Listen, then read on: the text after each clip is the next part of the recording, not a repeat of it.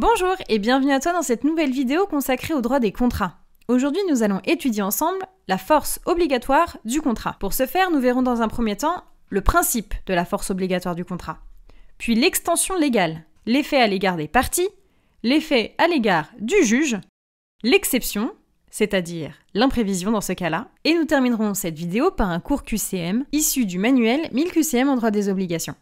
Tu es prêt ?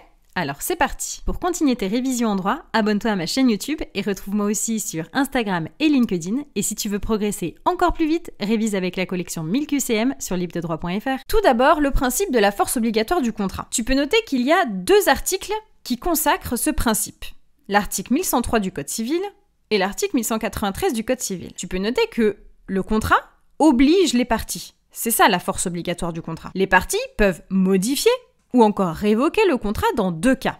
Premier cas, par consentement mutuel des parties, par avenant par exemple. Deuxième cas, s'il y a une clause que la loi prévoit, comme par exemple à l'article 1211 du Code civil. À cet égard, je te renvoie à l'arrêt du 7 juillet 2022. À présent, l'extension légale. Tu peux noter que l'article 1194 du Code civil impose des obligations même si celles-ci ne sont pas prévues dans le contrat. On appelle ce principe le forçage du contrat, comme par exemple l'obligation de sécurité ou l'obligation d'information au cours du contrat. Ces obligations-là ne sont pas nécessairement prévues dans les clauses du contrat, néanmoins elles sont obligatoires. À présent, l'effet à l'égard des parties. Tu peux noter que la force obligatoire joue principalement vis-à-vis des parties. Ainsi, les parties peuvent modifier ou résilier le contrat, sous réserve de respecter les exigences légales, bien sûr. Il y a différentes limites de la force obligatoire du contrat, comme par exemple la possibilité de confier à une des parties le pouvoir de résilier ou de modifier unilatéralement le contrat. Ensuite, l'effet à l'égard du juge. La force obligatoire du contrat s'impose au juge.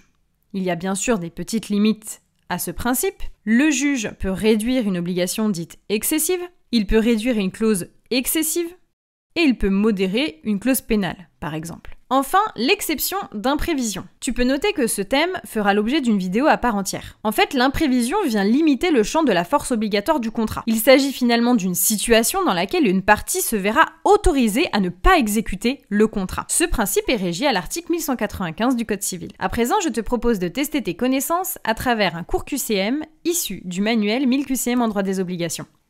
À bientôt!